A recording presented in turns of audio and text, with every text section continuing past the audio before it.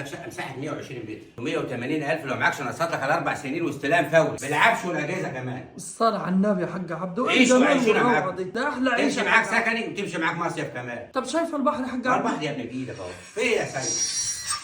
الصلاة على النبي، ايه الجمال ده يا حاج عبده؟ يا جماعه المعاينات مجانا والحجز مجانا، شايف؟ الاول علوي يعني في الرخصه كمان والاستلام فوري. تعالى يا سيد تعالى. طب ليا طلب عندك خفيف قول يا يا حاج سيد. عبده. 350 يا حاج عبده اللي مع حبيبك يا حاج عبده. فين يا سيد؟ معلش يا حاج عبده، خساره يا سيد. مش خسارة فيا يا حاج عبده. خساره عليا. تعالى كله جديد في جديد يا جماعه، والمعاينات مجانا والحجز مجانا. يا جماعه الشقه كبيره، هخلص تصوير وارجع لكم تاني. لايك وشير عشان نوصل لدي. نحجز الشقة قبل ما تطير منا يا حاج عبده. الحجز مجانا والمعاينات مجانا، تعالى بفلوسك واشتري على طول. يعني نجيب بفلوس هنسجل ونستلم في نفس اليوم يا نفس حاج عبده؟ اليوم عندك كاش هنعمل لك خصم كمان 10%. ده انا جاي لك رهوانه يا حاج عبده. بالنسبه اللي عند الكاش 15% يا حاج عبده. ماشي يا سيد. السلام عليكم ورحمه الله وبركاته. اللهم صل وبارك على سيدنا محمد. السلام.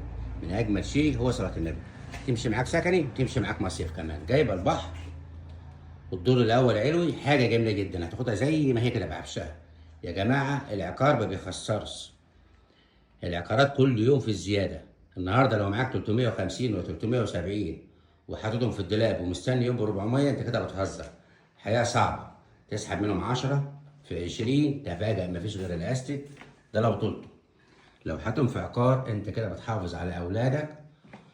اللهم صل وبارك على سيدنا محمد عليه السلام. من اجمل شيء هو صلاه النبي. عيشوا وعيشونا معاه.